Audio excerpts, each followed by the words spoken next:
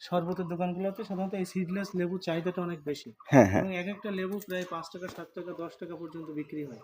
এবং এক একটা গাছে কিন্তু অনেক ফলন। আপনি যদি দেখেন যে এখানে যে লেবুর যে ফলন, এটা কিন্তু গত বছরগুলোতে আমাদের ফলন ছিল না, কিন্তু এই বছর দেখা যাচ্ছে যে এই গাছের বয়স হওয়ার সাথে সাথে একই সাথে সাথে আমাদের এই যে ম্যানেজমেন্টের কারণে এবং এই বিভিন্ন ধরনের অনেক সময় যে সার ঔষধ প্রয়োগ না করার কারণে অনেক সময় ইয়ে হতে পারে, কিন্তু তো এবছর এটা এখন কোথায় পাওয়া যাবে এই সিডলেস লেবু গাছটা একটু এটা হলো ওই যে হর্টিকালচার সেন্টার আমাদের দৌলতপুর যে সরকারি যে হর্টিকালচার সেন্টার আছে, ওইখানে বিভিন্ন ধরনের চারা তৈরি করে ওখানে পাওয়া যায়। তারপরে হলো নার্সারি থেকেই পাওয়া যায় না যে রেডিও?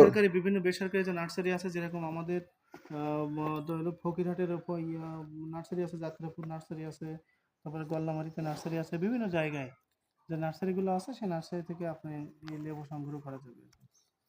এবং একটা গাছে কিন্তু প্রত্যেকটা অনেক কিন্তু এই যে দেখা যাচ্ছে যে অনেক ধরনের এই যে লেবুর ধরন, ঠিক আছে। হ্যাঁ অনেক সুন্দর, কালারটাও কিন্তু খুব সুন্দর হ্যাঁ, আসছে এবং যে এটা অনেক একদম। বড় হবে, ঠিক আছে, আচ্ছা, এটা অনেক বড় হবে। এই যে অনেক বড় একটা দেখা যাচ্ছে একদম নিচের হ্যাঁ দিকে ওই হ্যাঁ যে। হ্যাঁ, এক্ষেত্রে দেখা যাচ্ছে অনেক বড় ধরনের এই লেবুটা অনেক বড় হবে। সেক্ষেত্রে একটা গাছ যদি লাগানো হয় তাহলে সেক্ষেত্রে তার পরিবারের বা একজন কৃষকের তার চাহিদা মেটাতে সক্ষম হবে। ধন্যবাদ।